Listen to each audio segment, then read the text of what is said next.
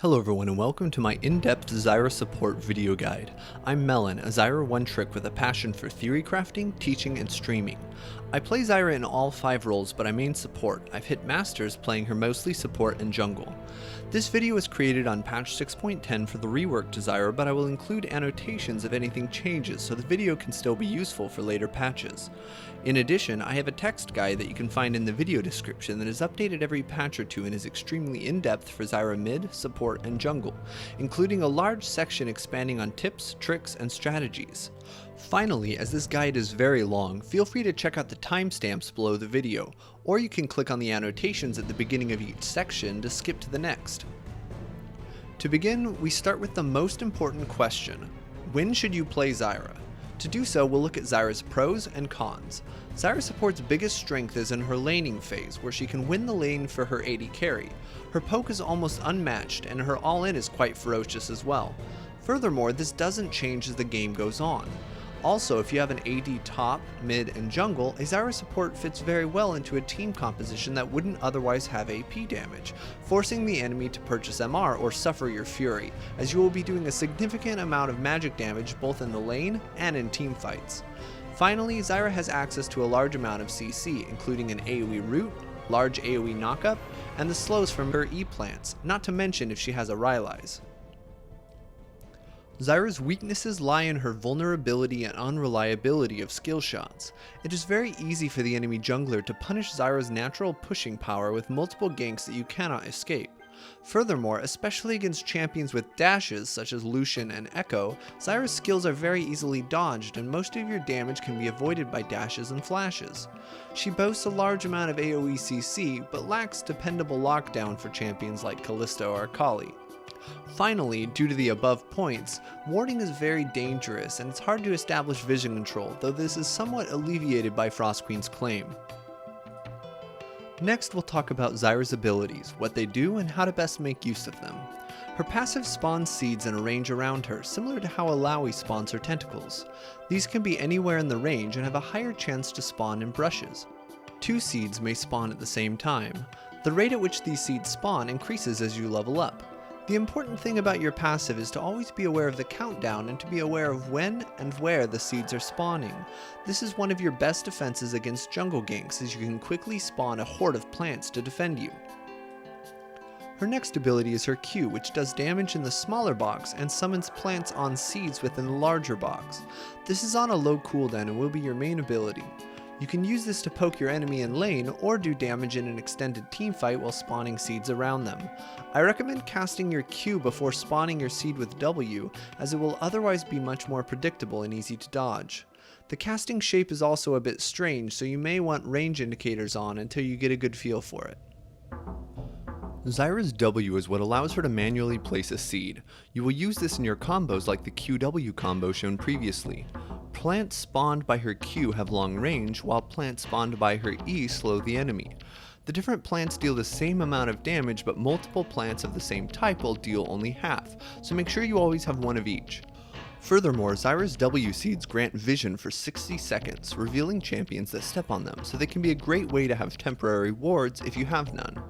Finally, this cast range is longer than trinkets and can be a great way to check a brush before warding, including long-range over-the-wall locations. Zyra's E is her AoE root. This increases from 0.75 seconds to 1.75 seconds depending on rank. The most important thing about your E is to not waste it. It moves quite slowly and can be easily dodged, so you often want to Q first and then E after, despite it sounding a bit counterintuitive. It's also extremely effective when used from Fog of War.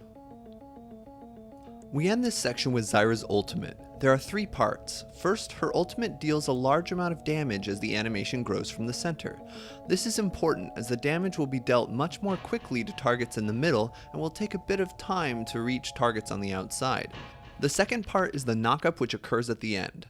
This is separate, and enemies such as Nocturne and Sivir can only spell shield 1. The final part about her ultimate is that it also enrages her plants, making them deal 50% extra damage and looking really cool. It can also refresh their duration and HP. To see how important it is that you use your ultimate over your plants, check out this video of me soloing Baron. Now for plant aggro. If you do nothing, plants will naturally attack the closest target, unless taunted. However, you can change their target by auto-attacking.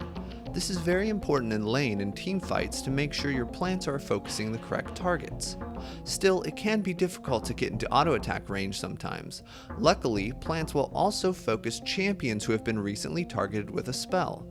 This even applies if they didn't get damaged and were only within the plant spawning area of your spell. Alright, enough with the champion spotlight, let's talk about runes. There are 5 rune pages that I run most frequently. The important thing to mention is that I don't run AP for Zyra support, as penetration augments your damage more against champions and you won't be needing wave clear. Still, running AP Quints is solid as well. I also like running a mixture of health and armor seals. I'll just comment on the 3 pages I use the most.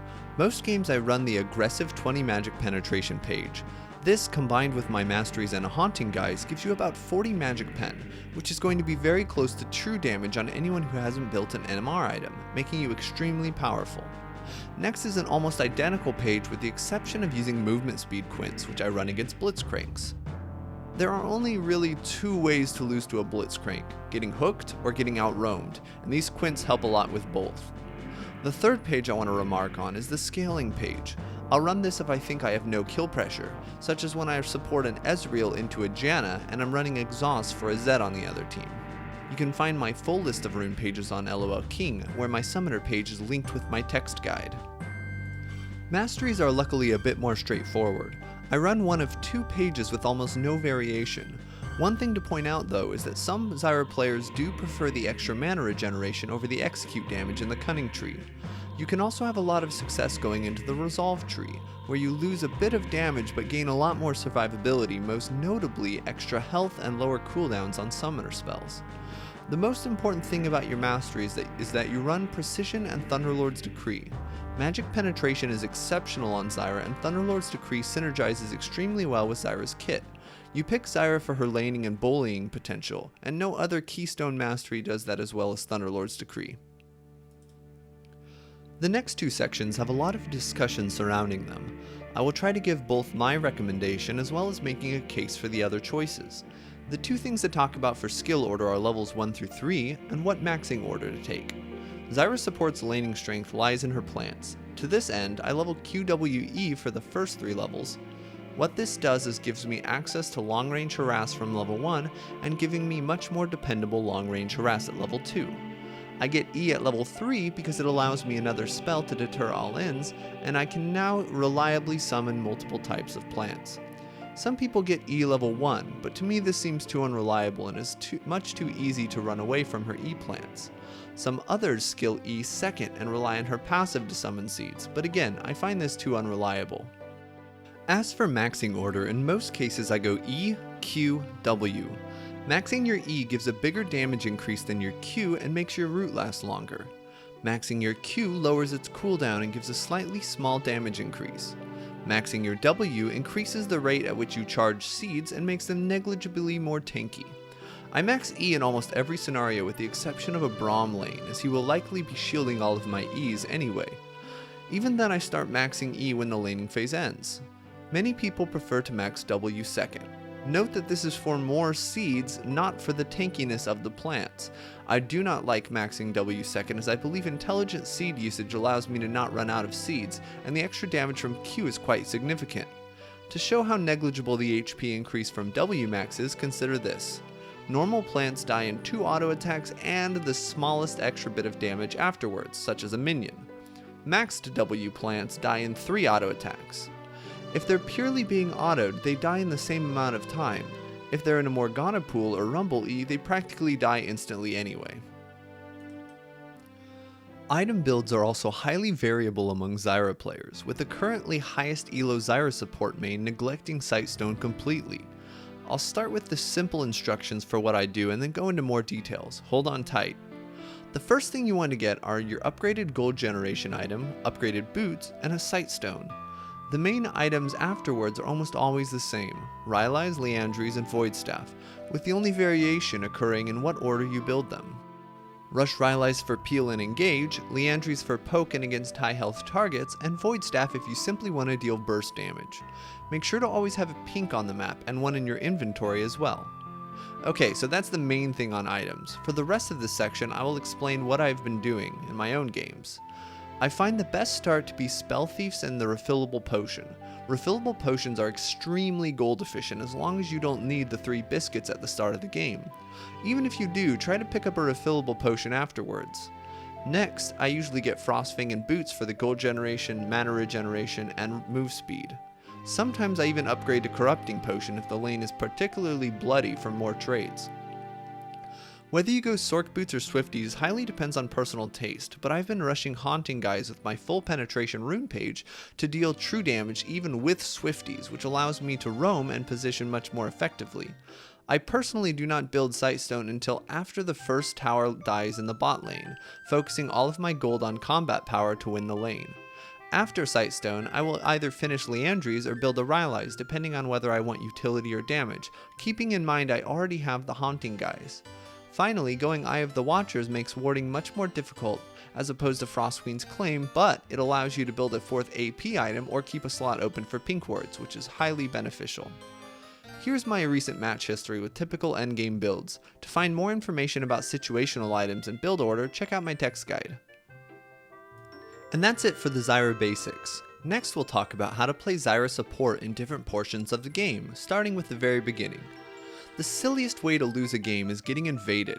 Always watch for an invade or drop your trinket. Whenever possible, ask your jungler if you can start the jungle camp. This has been nerfed in 6.9 and most supports don't do it as often, but it's really quite beneficial for Zyra. Around 1 minute, stand at the jungle camp to start spawning passive seeds. Here for Gromp, and here for Krugs.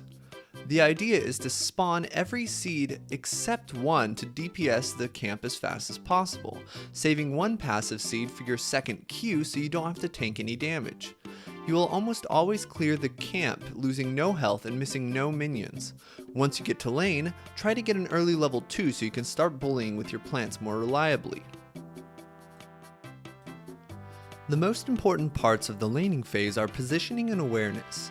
Always play around the enemy support and usually focus the AD carry. The exception to this rule is if the enemy support is stopping your AD carry from farming, in which case you need to devote time to scaring them away. Being aware of the health of your minions is also extremely important in harassing, as the enemy will be forced to choose between missing CS or taking damage. Zyra naturally pushes the wave as well, so you want to be constantly thinking of where the enemy team is. Do they have a teleport? Do they have a ward for a teleport? Is their jungler bot side?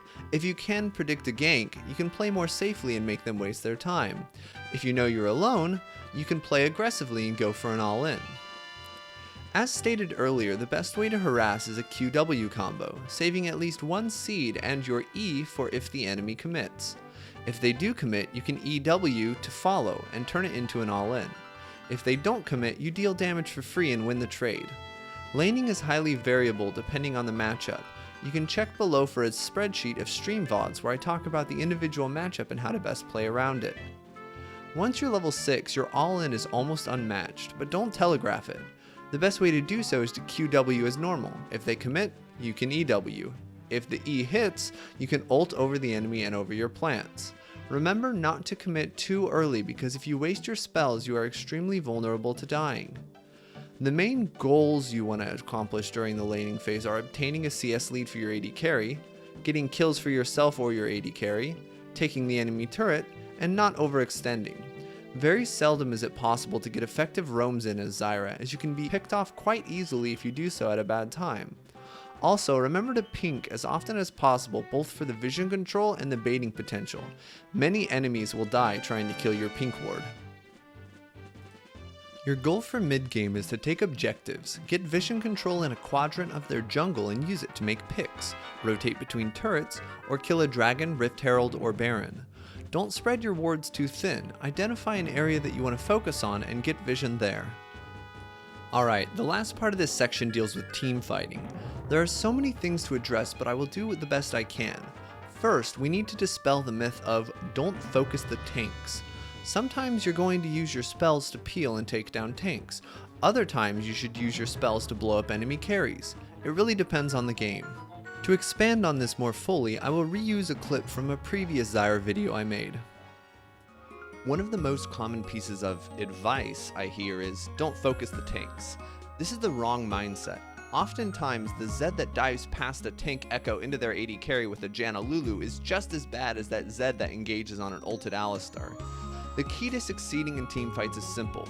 You must kill the enemy team before they kill you. Oftentimes, especially as Zyra, this involves kiting back. If your entire team runs back while dealing damage, you can chip down their tanks before the enemy team can deal meaningful damage. Other times, this means setting up your plants and your ultimate to simply zone off the enemy carry so that you can focus the tanks. If you do this, their carries are not doing damage. A zoned carry is just as good as a dead carry. On the other hand, if you're against assassins like Zed and LeBlanc, or heavy flankers like Lissandra or Poppy, it is imperative to not waste your spells on the tanks. Always be thinking of where their threats are. If they're far away, feel free to use some spells on the tanks to peel for your carry, but if they're in the fog of war, or if you think they're going to come soon, you need to save your spells, specifically your E and your ultimate. The last section includes some tips and tricks for Zyra players. There are many more in my full text guide if you want to check it out. The first is brush ambushes. Zyra excels at deleting targets from the brush. When they can't see you, you can easily get your entire combo off. The second is using plants to block skill shots. The best way to do this is to EW, making sure to put your W right in front of you so it is immediately spawned. The third trick is using your plants to disable traps such as Teemo Shrooms, Shaco Boxes, and Jin Lotuses. And that's pretty much it. Feel free to ask me if you have any questions on my stream, Twitter, or in the comments below. I update my text guide every few patches and it is also much more in depth, so feel free to check that out as well. Hopefully this guide helps. Have a nice day and may your enemies feel the thorns embrace.